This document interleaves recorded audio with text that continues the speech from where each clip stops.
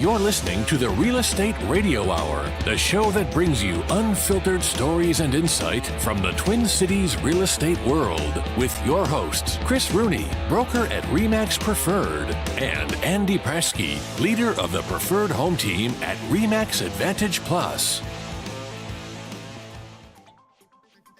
What up, gentlemen? Hola.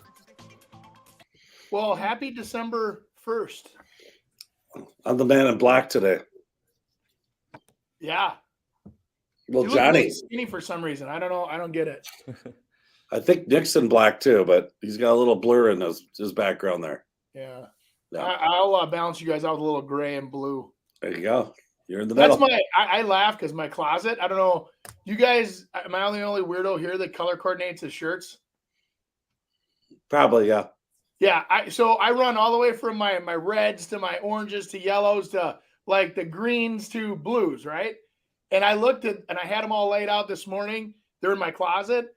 And my blues, I have like a billion blue shirts. I don't know why I like blue. Your eyes. You look good in blue. Thanks. Hey, Andy, here's here's the bigger question. Yeah. How many of those shirts do you actually wear? Well, at one time, probably 3 or 4, just in case it's hot and sweaty. But no, I rotate my shirts pretty good. Yeah, good. I do. Well, that's most why of my closet, I've never worn them ever. Yeah, it's really kind of sad. And not that I care, but you know, we just were doing a tribute to my uncle on Facebook about a week ago. He passed away about 12 years ago, and he was one of those guys who would wear like sweatpants, flip flops, and the Whiskey Junction shirt from a softball tournament that had holes in it. And he'd show up, and he was like Uncle Tony, right? You could buy the look-alike polo shirts out of his trunk. And anyway, so Tony would come to these family things, and my mom would dress us in remember the Gur animals? Oh yeah, yeah. So you'd wear 2 giraffes, which mean they matched. So we were always color coordinated. And so we'd show up at these like Easter, Thanksgiving, whatever, and he'd go, "Good God, those kids all match. They look like they're right out of a catalog, color coordinated." It scarred me for life. Now I'm color coordinated my whole life. Yeah, I remember those Garanimals. It was like we could pick out our own clothes because you just had to find, the alligator that matched or whatever. Yeah. The alligator with the alligator. Those were the days. You don't. Is that not how you shop, Nick? All my stuff fits in one suitcase. Yeah. So you're the smart one. He's not kidding. I wasn't like this before. Yeah. I think it's cool, man. But I got some wish I could fit in. I think all my things could fit in one suitcase. I got some great news for you guys, though. All right, let's do it. The market is back in black. The stock market even too, but we got new home sales jumping.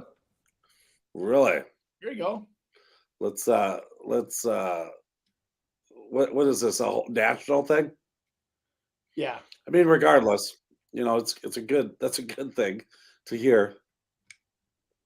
Sales rise. Everybody, it's a supply and demand game right now, and there's just not enough supply for the demand. It doesn't mean people are paying crazy prices, but I'll tell you one thing right now.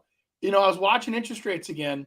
If interest rates go back down anywhere in the 5s, I think we're going to go right back to the market we just came out of, where it's multiple offers over asking because there's nothing for sale. And also now those builders overpriced models you think are overpriced, now you're fighting over them again. So I still think it's a great time to buy right now. And even if you have a higher rate, you can always refinance in 6 months or a year or whatever. I think they will. I really do. But this is also a market that a lot of people will take their house off the market, for the holidays and then come back on next year. So inventory might even get reduced, actually probably quite a bit. I know it's still under 2 months inventory, but I think it's going to go lower. I mean, a majority of my listings are opting to kind of let's just wait till next year kind of thing. So I've got a couple. I've got one coming on this week, surprisingly, and they finally found the house that they wanted.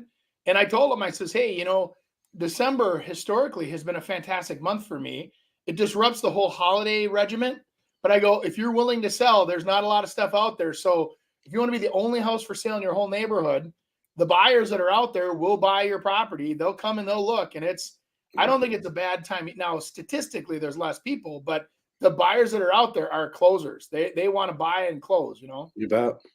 So I always said the fall is a great time for the lake, and everyone's like, what? No, it's not. Well, we just sold $2.5 million ones on the lake, both out of town buyers, part-time homes, which is crazy, but wow. it's market is very interesting.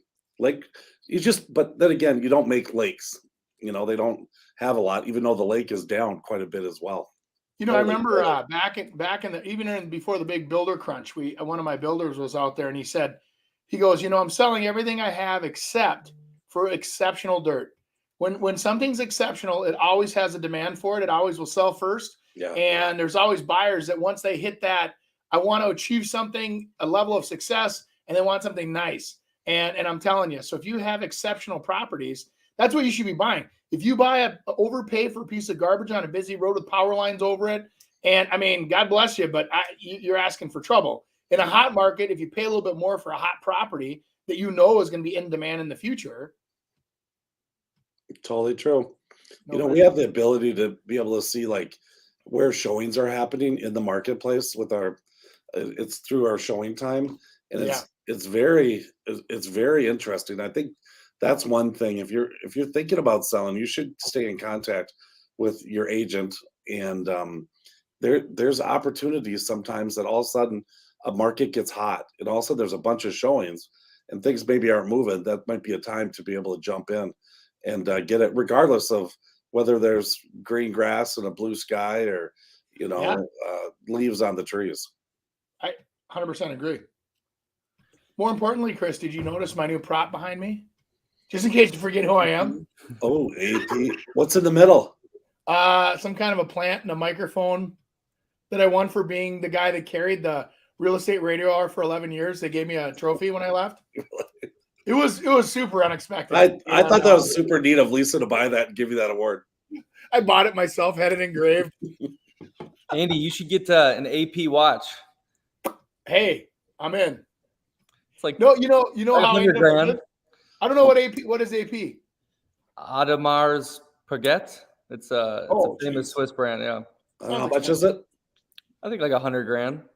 Well, yeah, no big deal. Yeah, you're talking to the wrong guy. I can't even buy $100,000 car, let alone $100,000. But no, these were the old Hobby Lobby. My daughter, my daughter does photography. For those of you that don't know Hannah, and she does like photo sessions for Christmas cards and graduations and she's done a couple of weddings now too. And so she says, Dad, we need to stop on the way home from buying the Christmas tree to buy some props for our photo session. And she goes, Dad, look what I found. So it was an A and a P, and they were 60% off. Nice. I just don't know what to do with them now. Now I've got them, and I'm like, what do you do with them? Nice. I'll show you my letters. Hold on. Do you see them up top there on the? Oh yeah, the old Remax. You see it up there? No? Yes. That's nice. Hey, but speaking about hot markets, though, coming back here, all my friends, they don't really go downtown or those places anymore, but they go to like that St. Louis Park. Is it the Loop or West End? West End, yeah. Yeah, and then I saw some more investments going on over here. Check this out. Okay. So going back to the hot market, I mean, this company plans another West End office tower. I mean, this area is just shooting up, isn't it? It's crazy over there. Yeah. Chris, what did you and I say a year and a half ago? Everybody says, "Oh, I'm going to work from home forever." My company doesn't want me to be back in the office. Yeah, right. Keep living that. Yeah, pass it over. Here we go. Big Elon is starting that, firing most of them, 75% of them, and saying you're in the office now. I love it. Sorry. You know what though?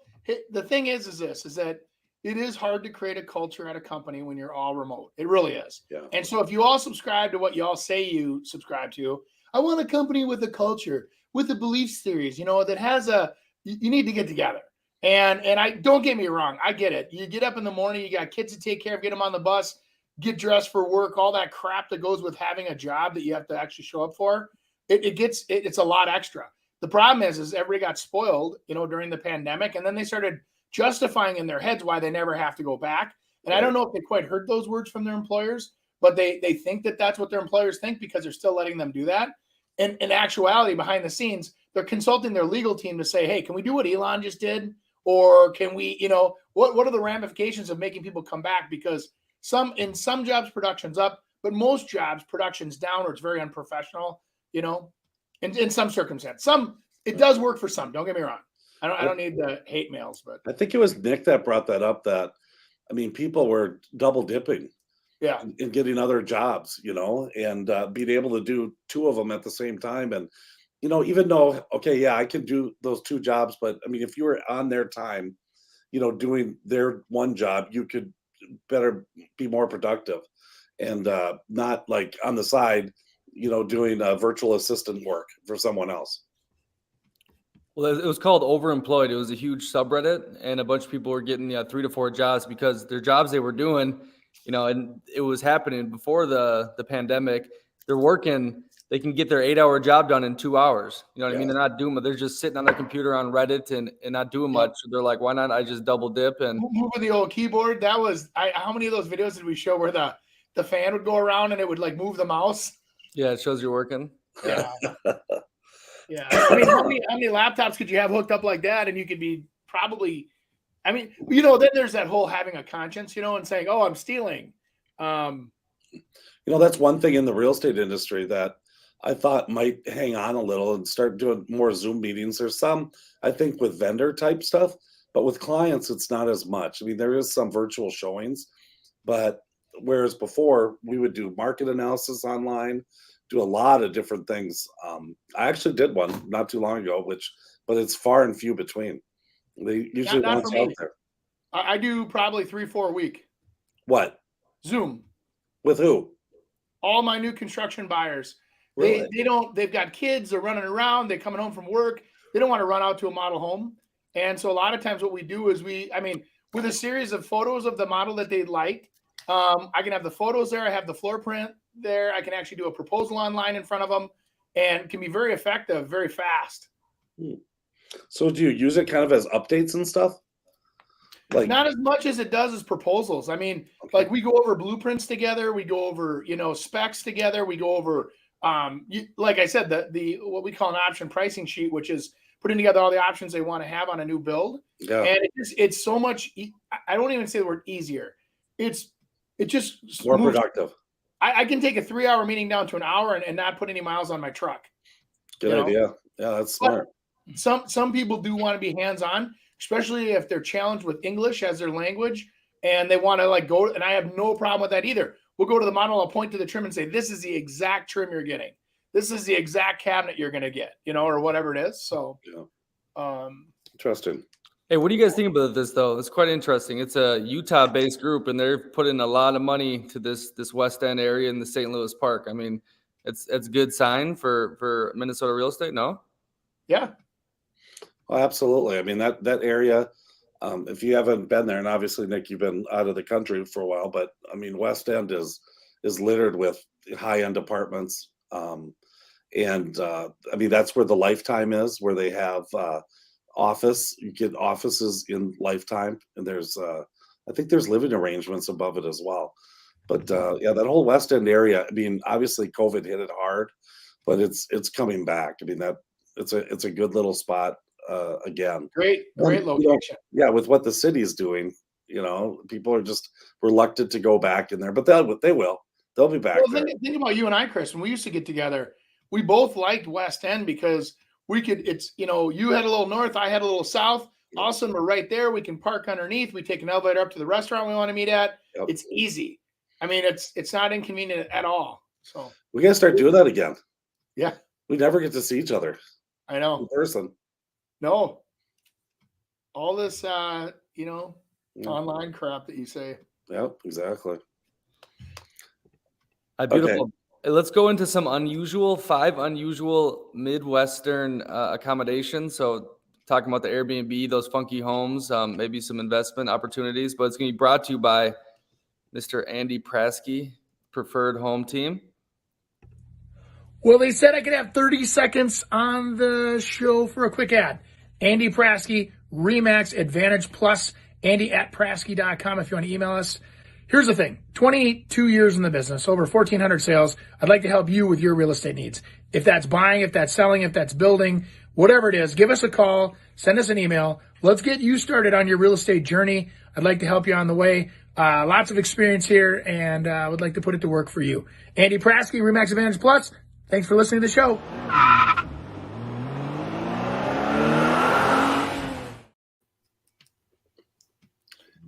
Nice. What does that say? That's not in Lutzen? If that served chicken wings, that might be your new home, Chris. Hey, maybe they have a chicken, like a chicken something. Chicken coop. That's it. It takes me a while nowadays, but it'll bring the wolves in, but that's okay. Other than that, it's a pretty cool spot. No, they're very nice. Oh, didn't I see? I thought I saw something on Noelle's line about that she rented one of those one night and stayed in there. I didn't see that. No. Yeah, it looked kind of cool. But yeah. All right, what's this one? That's a nice house. Tree fort. Looks like a little tree fort. Yeah. Gosh, I guess what do you think about that, Andy? I mean, this proves, Chris, you can rent anything. I know. Anything. I'll tell you what Airbnb and all of those places have done is they've taken the weirdest things and made them like hot commodities. Because if you're getting, $250 to $500, that's what people look at. Hey, it's a weekend to do something. Let's just waste $1,000. We'll stay in an igloo in the middle of the freaking woods and have nothing. I mean, it's crazy. Yeah, even like looking at that igloo thing that you just showed us, a geonome or whatever they call that, and it doesn't have a window in it, and you're in a tent outside in the woods, and oh my God, no. Yeah, my cousin has a bunch of stuff on, I think it's Grand Marais, and he's got some super cool, like contemporary type things, and like one unit, you can have like 3 different rentals out of it. So you can rent the whole thing, or you can do individuals. And that's how he makes his living. See, that'd be more interesting to me, something, like this. We actually have a roof and a. Yeah. This is hotel place right on the water in Michigan. Okay. Yeah, that looks pretty cool, though. I mean, all on the sand and stuff. It's like duplexes, little A-frame duplexes. Resort hotel. Are those? Does it say a price on those, Nick? Yeah, $233 per night. Okay, that's not too bad. I paid that in Sioux Falls to stay at a hotel. The Luxor. This is the owner of the Luxor. Yeah. Clear Lake, Iowa. That's where Buddy Holly went down. Oh, no kidding. Yeah, $404 a night for that place. Buddy Holly. Yep, Buddy Holly. Yeah, he went down real close to that. Yeah, it's where his last concert was. My dad was into Buddy Holly. He knew everything about that thing. Whoa, look at this place. Only $100 a night. So it's in Missouri. I wonder where Galena, Missouri is. What's it say about that one? This is for somebody that wants to have aliens take them. Right? What's that? You want to get abducted by aliens, not Mongolian aliens. You get into this building and aliens will for sure come take you. Yeah. See it around the top, lights up at night, those little round lights up there. They all light up and it attracts the aliens. See, Chris. Nice. Yeah. Look at that. Yeah. You're totally right, Andy. Oh my goodness. I don't know. Did we do very good on that little session there? I don't know if we gave much insight. But I do really think that there's opportunities out there that you never thought existed before, and that, it might be even a way in which to say it's a property that you can't really get rid of, turned into something a little more unique, and all of a sudden, bang, you've got a winner. So maybe you have a cabin in the woods and you go build 3 tree fort type places, and you could have like family reunions there. People can sleep in the individual tree houses, and you got the main cabin to kind of hang out and do your thing. Well, and I think that the on the lake, like rentals, right? So a little bit different here. You're renting little properties.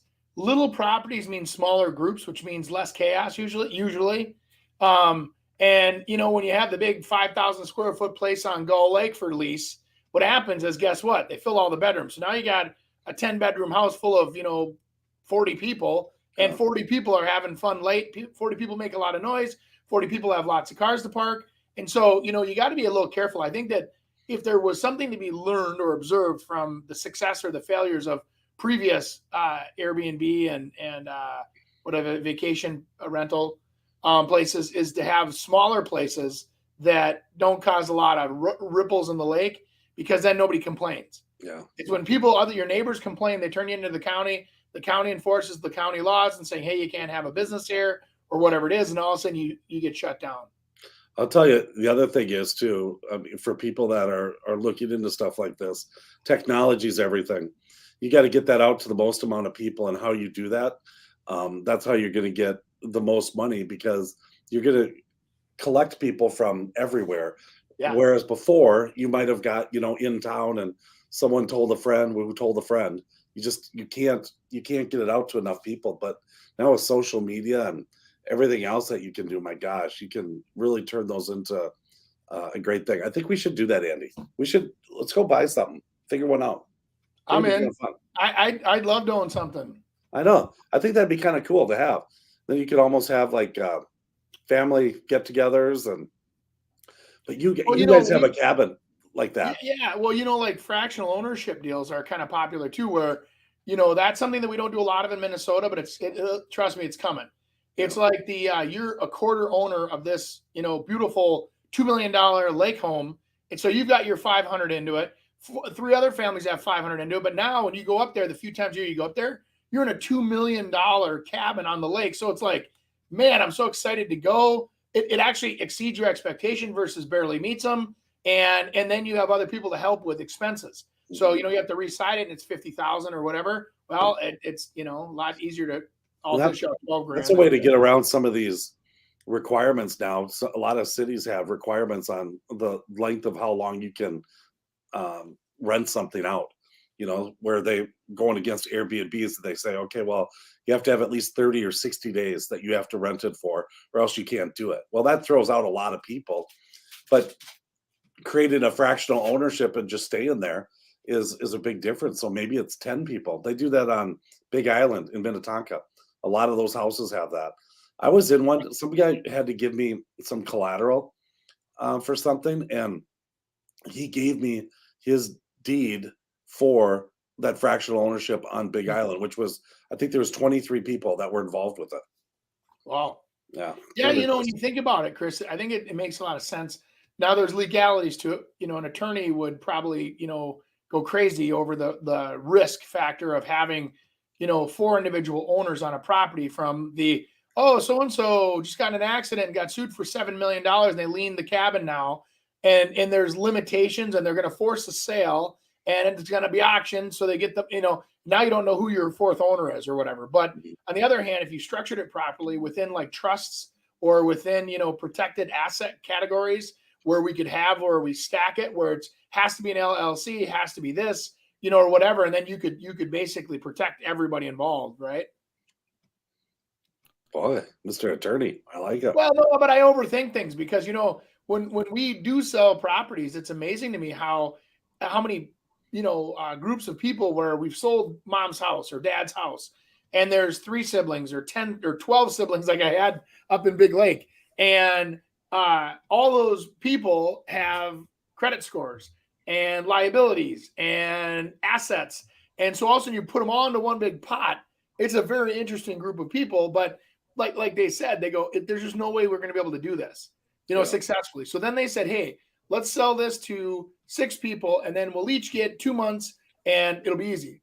Nope. And that didn't work either, because the ones that wanted it couldn't come up with the money. So then it's like, and then they're worried about, well, that guy's going to get sued. He's in a very risky business, or she's in a very, you know what I mean?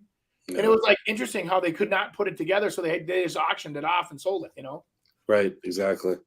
So a super cool thing I've seen is like some of these digital nomads, like a group of 5 will buy 3 homes across the world, and then they'll stay in different ones. And then when one is traveling, they'll maybe Airbnb out where they're at, and they've all been split in. So they have houses around the world. It's kind of cool. Very cool. Makes sense. It really does. If you don't mind living out of a suitcase, it's great. But then you each have like a little storage in the house, so you can keep your summer clothes in this area. And that is cool. No. Yeah. I got some special social media reacts content today. It's going to be brought to you by Chris Rooney, Home Experts. I was just 1 year old when my family started in real estate, where both my parents were agents. They also dabbled in investing in real estate, rentals, flips, and construction. After college, I went right into getting my license in July of 1990. As a 23-year-old agent in an industry that looks nothing like today, I had to know more for my clients to choose me. There wasn't Zillow or social media to tell them how good I was. I had to win them over with knowledge. With knowledge comes confidence, and with confidence comes results.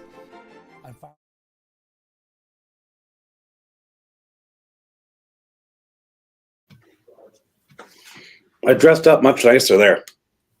Yeah. Yeah. Well, you throw a sport coat on, you got that Miami Vice look going today. That could be cool. That is true. You like a pink sport coat or something? Nice. Yeah. Hey guys, Andy Prasky. One of the top questions I'm getting right now is, should I buy a home with today's higher mortgage rates? While each person's finances and budget are going to be different, you can do something to plan ahead, and that's getting an approval for a mortgage. Here's a look at a few of the benefits of a pre-approval. For starters, pre-approval from a loan officer helps you understand how much you can borrow for your home loan. Knowing this makes it easier to determine your target budget and price point. Not to mention, when you put an offer in on a house, a pre-approval letter tells the sellers how serious you are, how qualified you are, and how ready you are to make a move. If you have any questions about buying a home in today's market or the home buying process in general, I can help. I'm Andy Prasky with RE/MAX Advantage Plus. Follow me on all social media. I'd love to help you. Have a great day. Whoa. Thank God I wore a different shirt. That was amazing. That one. Holy moly. I mean, the professionalism and little pop-ups and everything.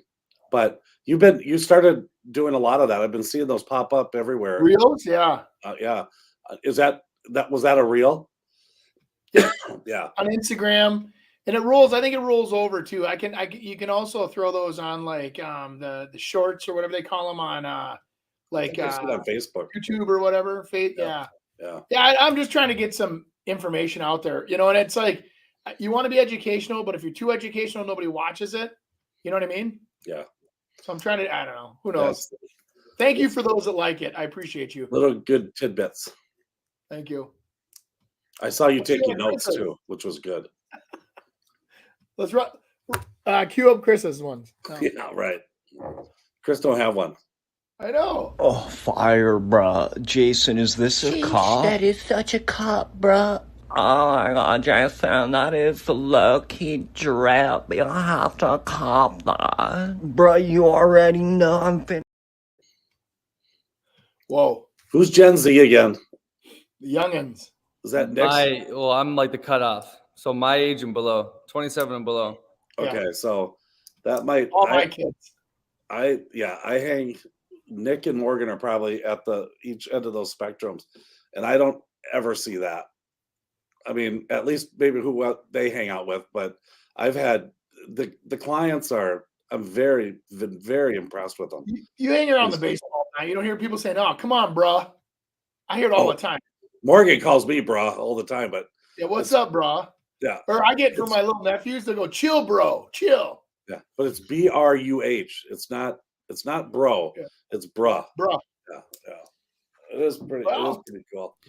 Yeah, I mean that right there is going with the memes about how Generation Z speaks. But I mean, this guy just takes that little thing. It takes like 5 seconds. He just looks at the camera and boom, he's got 1 million views on it, and people go with the meme because that's kind of like how people think we speak.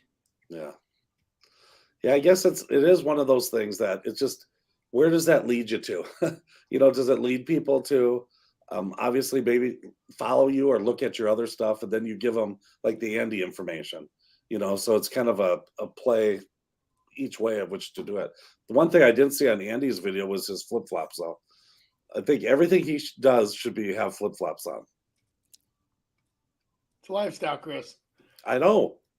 I think, but it's unique and it's real. And so when people would see you, it's always real. It is what it is. I mean, now that snows here, you probably don't do it, but pretty much all the other time you do. No, you'll still catch me shoveling my driveway in flip flops, or I have these really cool like Crocs that I think provide more toe protection when I'm shoveling, and so they cover the toes, which is safety first, Chris. Good. I just don't care. I'll go out there with a jacket on and a hat and gloves, but I'll be wearing shorts. My neighbors all think I'm so. The last neighbor to live next door, which I scared away, obviously, he put a post on Facebook from all of his buddies, and they were from Reno, Nevada, and he says, "Look at my neighbor," and I'm outside shoveling in flip flops and shorts with a jacket and a hat on, and he goes, "This guy goes to get the paper every morning in shorts and a t-shirt and flip flops in the snow." And I saw it, of course, and I'm like, I didn't even want to say anything on it. But all of his buddies in Reno are like, "Oh my God, that guy's crazy." Well, Like, I'm just in a hurry. I don't have time to put on pants. All right. 1, 2. That's it. Move. Move your hip. Come on. What the hell? I don't even know where you find this. How many looks does that one get? I hope none. Oh, what? How many views? Yeah. Millions. That's what's wrong with America today. Yeah, exactly. Okay. I guess we're just old, Andy. Never thought it would come to this, that we turned into this, like your dad, your dad or your grandpa. I mean, it's happening. I'm okay with that. They were pretty cool. Good point. Speaking of that, at least you guys aren't doing this yet. Oh, gosh. Well, the real estate agent who's been selling houses since Reagan was in office, finds out you can get a free business on social media. Oh, my gosh. Oh, man. That was interesting. It does kind of remind me of when I first got into real estate and when they flipped over to the computers. I mean, It was like, oh my God, what do we do? They were so, my dad being one of them, they were so like, we don't even know what to do. So they all started hiring someone that knew what the heck they were doing. Yeah. It's funny that we still call them computers. Gosh, do you remember that, Andy? Were you in the business before? Yeah, you were, obviously. Yeah. But when they flipped over to sharing all our listings online, I mean, that was, almost, Chris, it was almost right when I started in 2000. They were going from the books to the DOS-based. Remember those screens that were black screens with green letters on them or whatever? Oh, yeah. And then we'd print everything out. And it was weird. That's how I started, was with that DOS-based system. Yeah. It's, I think what was interesting is that the fight that was. I mean, that people were totally against that because that was the big thing that realtors thought they had. They thought they had this information no one else had, and you had to come to them to get it. Well, they did. Right. They did. And that was the problem, is they could lock the information up. Yeah. But, I mean, in reality, I think it's really helped the realtors because everyone's getting this information and doing all their background before they even go out and look. And so it's like, our showings, I mean, I used to go out at least 3 to 5 times with a buyer, and we'd always do 7 to 10 showings each time. Now I might show them 10 houses at the most. Right? The dynamics of real estate have changed significantly. Back in the day, like commercial real estate is today, a lot of people would take, let's say they pay a 7% commission or a 6%, whatever it was, 8%, whatever it was at the time, because some of those were higher back in the day. Yeah. And their goal was to keep the whole commission, right? They didn't want everybody else to know about it. They wanted to sell that apartment or sell that commercial building or sell that house and keep the whole commission that was being paid to them. They didn't want to pay out any of it. And then it got to the point of where we started saying, well, maybe I'll offer out a little cooperative commission to have somebody bring me a buyer that's not my buyer, that I don't represent. And it started, the dynamics changed. Nowadays, you think about the way we list houses, Chris, now, I look at it and tell people, this is what I charge on my side. How much worm do you want to put on the hook to bring another buyer in on the other side? And so I don't even look, I don't even contemplate, trying to keep the whole thing. I always look at it as I almost effectively have a I don't know, got a 90 some percent now. It changed. It used to be 70% when I first started of where I whole hog it. And nowadays it almost doesn't happen. Yeah. It's rare. It's Rare. for everyone. I think industry standards like 5% maybe. Well, people wised up. They realized like, hey, why would I go into a transaction with an experienced real estate agent that can convince me to do things I probably normally wouldn't do without having somebody say, hey, wait a minute, before you sign that, let's review this. Or let's, make sure cautiously that you get the inspections done and the contingencies removed that you may have in that, arena of being cautious. And so a lot of people don't think that way. So they dive in and they think, oh, I'm getting a better deal because I'm buying direct. Or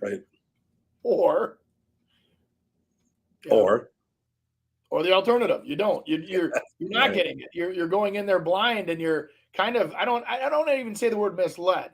It's just as much as you're being comforted into making decisions without thinking about the repercussions of those decisions. Yeah. You're just going into it saying, hey, they had a home inspector out before, they had a whatever, they did a radon test when they bought it 5 years ago. I don't need to redo a radon test. So all of a sudden you're like this buddy mode where you don't want to insult them.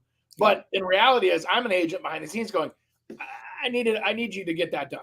I think the other thing is with dual agency that people don't realize it's way harder. It's way harder for an agent in which to do it. People like to come and say, hey, I'll buy this and we'll take the commission away. And I said, then I don't represent you at all because I'm not, it's way more work. I mean, and I tell sellers that too. They said, well, maybe, hey, if you sell it yourself, you'll do it for less. And I said, no, I actually should charge more because it's way harder in which to be able to do it. So correct. Well, to do it correctly, right? I mean, I think we could all do dual agency. It's easy to do, but to do it correctly is an art. And there's, it requires a ton of professionalism. Yeah. And then but at the same time, I don't know, because then sometimes it's you go, man. That's always a thing. And I don't know if many people know, but I think when the market gets hot, builders start figuring out ways in which to be able to be more competitive. And that usually means they start paying other realtors, cooperative agents, less money. And then when the market shifts, they're all like the greatest things in the world and they want to really pay you off. So it so upsets me. I watched Lennar do that this year. Pulte did it this year. All of them, they went right down the list and they dropped their commissions down to 2%. Well, here's the deal, guys. Most real estate agents only do half a dozen transactions a year statistically, and they need that for all the other times that they're not getting paid to make it. And you say, oh, I'm not going to pay you for what you don't do. I'm not saying that. It's part of the equation. It's like kind of on Christmas Vacation I just watched. If you're not going to offer Christmas bonuses, then tell us that up front. Well, real estate agents make decisions based on having a lot of downtime and what they call research and development time that they apply to the transaction. You call that experience. We call that windshield time, just doing research, doing whatever. So when they're getting paid, there might be 40 hours behind the scenes that you don't even see that they're applying to you to help you make a transaction happen. And so when they cut a commission like that, the reason why the builders do that is because they say, well, we're not going to modify anything anyway. We're not going to let you change anything. So it's for sale. If you want to bring in a buyer, good for you. If you don't, we don't really care. Mm-hmm. And then that'll change. Like right now, they're offering out 4.5%. Some of these builders, again, they're offering out 2%. Yeah. Boy, weird. Bring your buyer to us. We'll pay you more. Talk about a line of crap and trying to mislead the consumer. I mean, how is that even legal? I mean, of all the things that they complain about in the world, how is it even legal for you to sway your commissions that much and offer more so that you, as a starving agent, want to bring? I mean, think about this. So you assume everybody has ethics. I don't think that's the case in every situation, and they're starving. And all of a sudden, you have an agent that hasn't sold something in 3 months, and you start offering a 4.5% commission. That agent's probably going to say, "Boy, this would be a really good deal for you guys." Now you're steering a customer into a deal that may not be a good. I don't know. Nick, this is not a good time to bring up a guaranteed cash offer right now. This whole podcast. Volcano's bubbling, baby. Boom! He's ready. If you want to put him over the top, here you go. Hey, this last one, I wanted to get your guys' thoughts on man caves. If they're easier to sell, or if they're coming back, are they getting more popular because of the last couple of years sitting in the house? So.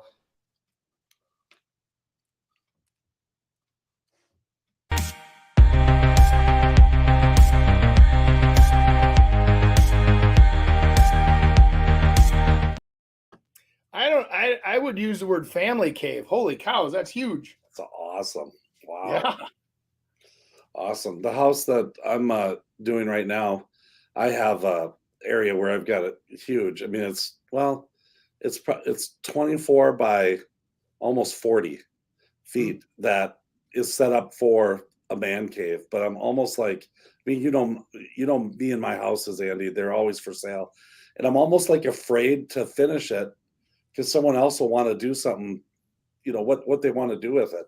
But it has that ability. So like a man cave like that, I mean, obviously this is a whole different price range. And I think to answer your question, Nick, on a luxury type thing, yeah, man caves are great because they can afford whatever they want to afford. Maybe lower level homes is not as much because they'll probably want the kitchen to be nicer, or have more cabinets, or have a bigger center island, or put in granite tops versus Formica. So, well, and in that room that they just showed there, that's attractive to everybody, men, women, children, old, young. I mean, that was an entertainment complex. Yeah. And when I think of like the old phrase "man cave," thinking of things that guys generally like to do, tinker with cars or four wheelers or their tractors or whatever, means outside, like in a garage, greasy, spill the beer on the floor, have a beer fridge. But now I've got a lot of female clients too that are like, hey, we like to tinker. We like to mess with motors. We like snowmobiles. And so, I don't know. I mean, I just think it's more of a entertainment complex, if you think about it, and swing into the hobby. So if the hobby is crafts that need to be clean and neat and inside the house, that's different than crafts or hobbies that have grease and motors running and need ventilation, I think a lot of the homes that you've been selling, new construction homes, Andy, are going to have future man caves. Once you kind of get over these, indoor sport court type things and want to utilize it for yourself, 2 of them. I have right now. I have one. I'll just tell you right now. I have one that's a beautiful build, and the entire what we used to call a sport court, 18-foot ceiling, 32-foot by 24-foot room, right? And 18-foot ceilings with windows on the top. I have a guy that is traveled the world and has worked on all different kinds of safari hunts and everything else, and done them properly, of course. And it works for a large local manufacturer that is in that industry. So they bring lots of people into town to entertain. And at his level of career, he actually needed a trophy room. And so this room is 100% going to look like a Cabela's. They want to do a stone waterfall up the one side. They want to have the different regions of the world that are represented by different. The rams from the mountains are over here and the whatever, and they want to do murals and lights. And I mean, this thing, we're putting in a wet bar in there, and they're putting in a big vent for cigars. So it's going to be quite a cool room. Super cool. Yeah. Even and then also have anyone, a door in the back cut in for a future garage door. So if you wanted to make it a garage or revert it back to a sport court, you sure could. Even though every listing I go into, I always try to get any heads or skins out, just because in both ways, some people just and then others will just concentrate on those instead of the house. So either way, it's kind of a detriment. You're looking at a guy here that it was 10 years ago. We were helping a good friend of mine who's works at that same company, does a lot of the big hunts. I had a moose head in my basement, a gigantic, I'm talking a 6-foot span on the horns, unbelievable, in my basement. I had zebra hides. This guy had everything, the horns that roll up and cool stuff. They're like 5 foot. I had to put him in my basement because we listed his house and people came in and were freaking out. They're like, why would you send us into this death trap? This house just has superstitious, feelings and they're just, it has a death aura to the home. And I'm like going, it's the coolest guy's house I've ever seen, or hunter's house, right? And I go, it was the coolest thing I've ever. Well, I was wrong. So we ended up spending the time to pull it off the market. We removed everything, put it into Andy's basement, and sold. It sold in 2 seconds. Mm-hmm. Yeah, I learned that lesson probably about 1994 with a guy. I just said, we have to take these down. He didn't want to listen, and we didn't get one showing. And then we finally got him down, and all of a sudden it sold right away. It's crazy because people are making their first impression online. Yeah. And it was the great room. This was the biggest part of the house. You had to take a picture of it. Well, so what's interesting to me is like when you have a client like that, where they have something that's that amazing to them, and we look at it as being an egotistical trophy room, right? And they're like, no, you have to understand that these hunts that I did help with conservation. And you're like, what do you mean? And it's by them going on paid hunts, it actually puts money into a fund where they don't just go out there and randomly shoot something. They actually go into an area that's a protected area, and they actually will cull the herd. And so they'll take the one that's the troublemaker, or they take the oldest whatever, and they'll clean the herd up, and then they use the money that they charge to hunt that animal to actually preserve it and help with local villages and everything. I mean, it's actually when you listen to the story behind the story, it actually is kind of cool. And anyway, weird concept that there's really different stories. I mean, yeah, so true though. It does. Yeah. I mean, sometimes it's their whole economy, or a lot of it. So. So we always talk about kind of like the prices that keep going up. There's nothing really affordable, especially for my generation. But I found some Twin City homes for $100,000 or less. I want to hear your guys' thoughts on these. If it's a good little investment, should I snag it? What is the situation? So, well, these are the homes Andy works with, so he can answer these questions. Yes. Hey, call me. I will help you. I'm not an arrogant real estate agent. I'm everybody's real estate agent. you guys tell me which one you want to pick. Those are all the red dots. Yeah, the red dots. Twin Cities. I mean, right now, to be honest with you, even though I grew up in Brooklyn Park and kind of North Minneapolis, I'm a little nervous with the unsettlement of what's happening in North. So if you look like right above on the map on the other side where it says North Minneapolis, there's 4 or 5 of them that are in that range. Generally, it looks like a cute house there, but you have to determine, if there's a lot of things happening in those neighborhoods. And if that's the kind of neighborhood that you can handle the activity levels of what's happening there, then good for you. Most people don't know what they're getting into. They follow the price, and then they go, wow, this is a faster moving neighborhood than I'm interested in. And so they may not be as interested in that. They may want to pay a little bit more, and go to a different area or whatever. So these photos are really good though. They took good photos. Yeah, well, it's a cute house, which makes me wonder, really. I'm kind of surprised. I mean, it's small. Look at 416 square feet, 1 bedroom, 1 bath. It looks a heck of a lot bigger than that. Built in 1912, so I'm sure there's no basement. But I think what's kind of interesting to me is there's that many homes under 100,000. Yep. Look at some more. Yeah, a lot of. Yeah. How about this one? This is East St. Paul. Oh, there you go. St. Paul. 3 bedroom, 1 bath, 1,800 square feet. It's quite a bit. Looks like the owner took those photos himself on a ladder. I mean, look at those photos. I'm getting a headache looking at them. I know. So you basically are buying a lot in your. Okay, so there's a little loft, half story up top, but yeah. Hey, there's money to be made. I mean, I just sold one in St. Paul for $169 that needed a lot of help, but it was a nice area, and it was, at multiple offers. There's demand in those areas.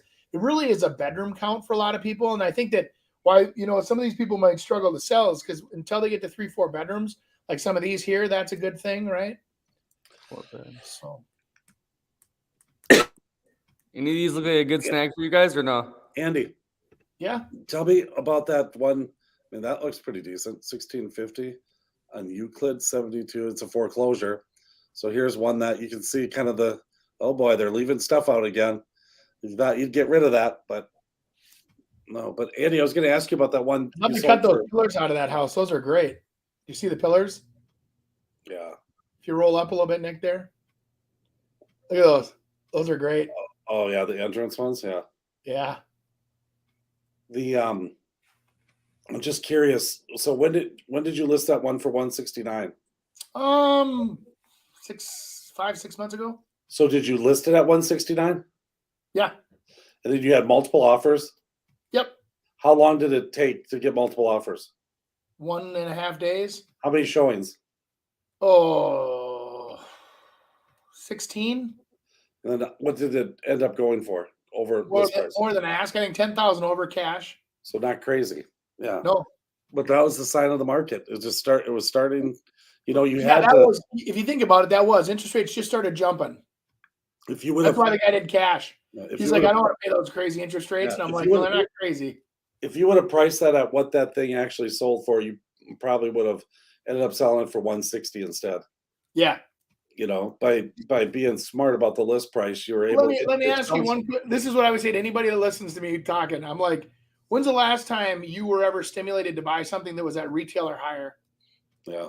I mean, unless you absolutely needed it and you're broke down on the side of the road and you want to pay full retail for that can of gas.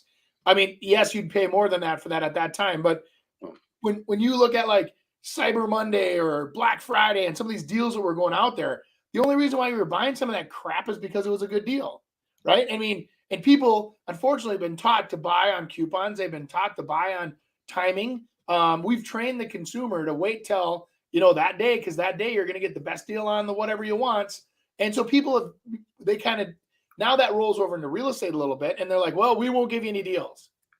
I'm telling you, the strategy of pricing your house appropriately, just a titch under market value, will not only get your household sold faster, but it usually ends up where people come in with solid offers, less contingencies, and you end up in the end of the day, instead of sitting on the market for a month, you end up selling for more money with better terms for you as a seller. Right. It's true. Yeah. Try it. You'll like it. Yeah. Okay, my wife and I are selling a home. Our good friend is a real estate agent, and he offered to represent us in the sale for only 3%. Wow. We agreed after he did some comps in the area and suggested an asking price. It hasn't been listed yet. Now, all of a sudden, his son is interested in buying, and we're thinking we need a third-party appraisal based on the apparent conflict of interest between him representing us as sellers and also his son as a buyer. He is insulted and says that, what does he say? He says AP. He says representing us as seller and also his son as a buyer. He's insulted and says his appraisal is unnecessary since he already did it. I'm unsure. Is this normal, ethical, legal? I would say to the people that they thought it was fine, they were going to list it at that. I think you make a decision whether or not you want to sell it or not right now, or you want to go on the market and possibly lose them and go lower. I mean, it is what it is. Since his kid is one of the buyers, I mean, maybe it works out for him, but typically, and ethically, we 100% have to tell people, hey, you're probably accepted lower than what you could get if you're representing that person. Here's what I would say to you. Trust your gut. If you, and this is quote a friend, and now you don't trust your friend, you shouldn't have hired that agent in the first place. Yeah, right. I'm being completely transparent on that. I mean, if you don't trust them, that you think that they actually gave you the right numbers, the right appraised numbers, and then now they're coming in and they're trying to scoop up a good deal, and you should get an appraisal because you think you're leaving money on the table. Well, let me tell you a couple quick things. When you hire somebody, you get what you pay for. So you were already listing your house at 3%, which is basically the buyer payout. So he was doing it for nothing. Now that shows you that he thinks he's worth nothing. So what is his time worth? If he has a buyer, regardless if it's his son or another person, and they can bring you in a buyer, and there's value there. I don't care who you are, there's value there. But number one. Number two, I think that there's a lack of trust because you just don't feel that the value is ever fairly established and that maybe they didn't put the time into it. And in the back of your head, you thought maybe the whole time he was pricing this was thinking about his son. That's a conflict of interest. It really is. And it comes down to where then I would say, okay, do you want to order an appraisal? But how do you order the appraisal? You know what I mean? So usually an appraiser wants to see some kind of a purchase agreement, or they want to see some kind of a range of value of what you want to see. And I don't know. Yeah, be careful what you wish for. If you don't have a purchase agreement in line and you ask your appraiser to come over, you might find out it's going to be a lot less than what they're willing to pay you. Or tell what I'd also consider is if you trust the price but you don't trust this guy, why don't you make them put it on the market for 2 days? You review all the offers at 2 days. One of those offers could be his son's. Yep. Then that'll take that shadow of a doubt out of your head, because then you'll know for a fact, like, hey, was there really demand for the house at that price or not? Well, and that might change the son's opinion of that house too. All of a sudden, daddy's finding out that not one people are too excited about it, and then all of a sudden, that kid's like, well, forget that. I don't really want to buy it for that. So you got to kind of watch out both ways. Greg, What Greg says, why do the new home developers leave the basement unfinished? Question mark. Chris says it's moolah. It's all about money and what Yeah, they baby. at price point that they're going to be at. Yeah. It's 100%. That's the reason they do it.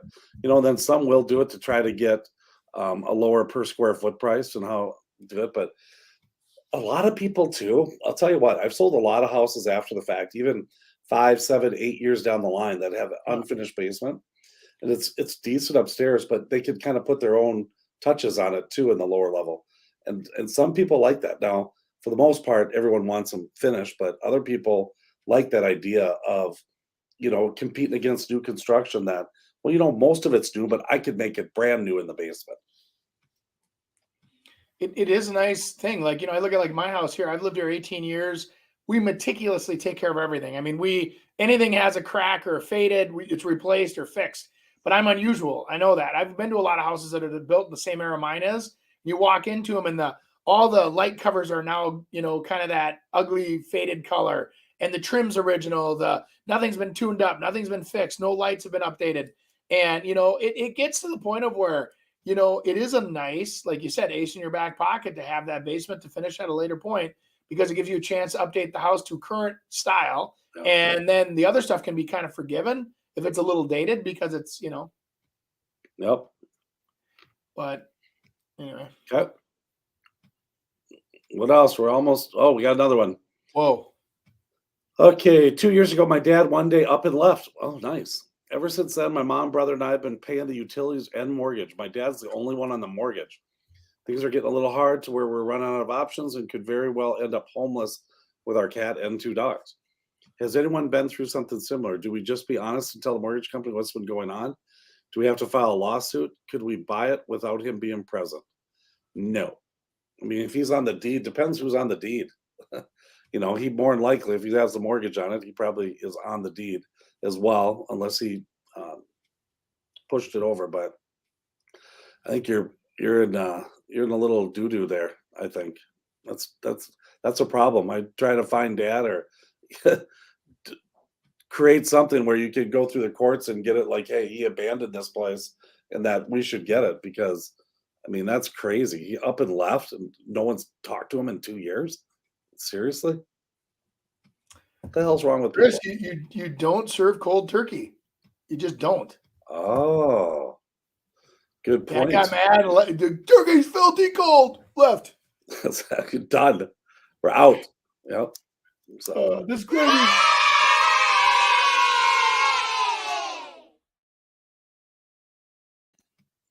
That's Andy. I don't know if you need to do an analogy about cold turkey and your dad leaving for 2 years. Yeah, God. Andy, we need those on your reels. Some funny stuff like that. They will go viral so fast. Hey, there's cold turkey. That's why your dad left you. So what did we learn today? We learned Andy's got to do flip flops and Andy's analogies. We have learned that. We learned that there's actually some $100,000 homes out there that are for sale that you could get. And we what else do we know? Rates went down. West End is good. Rates went down a little. Is good. Yeah. Rates went down a little bit, and I think sales are up. Sales are up. Sales are up. Sales are up. Wow, jeez. Well, but they're all-time low. I mean, they're pretty low. Again, just kind of looking forward a little bit, forecasting, getting your house ready to sell. You still have equity. There's still lots of opportunities out there. The problem you're going to face is the buy. Like when you're looking for something to purchase, that's the challenge we're facing right now with our buyers and sellers. Selling, it's not the problem. It's the buying side. Yeah, right. Exactly. So I usually position a lot of people now to where we do the buy first, or we structure it so that we can purchase something. And I'm seeing a ton of people buying contingent now, and they're okay. The sellers are okay with that too. Beautiful. Awesome. Hey, make sure to give us a review on the iTunes, the Spotify, like the Facebook post, 3 a week, and on YouTube, they're posted. Send us in any questions you have, and we'll see you next week. Warm turkey. Warm turkey. Thanks for joining us this week on the Real Estate Radio Hour. Don't forget to visit our website, realestateradiohour.com, where you can subscribe to the show on iTunes, Spotify, Stitcher, or your preferred podcast listening app. If you enjoyed today's episode, we'd appreciate a rating on iTunes or sharing us with a friend. Until next time, stay awesome, Twin Cities.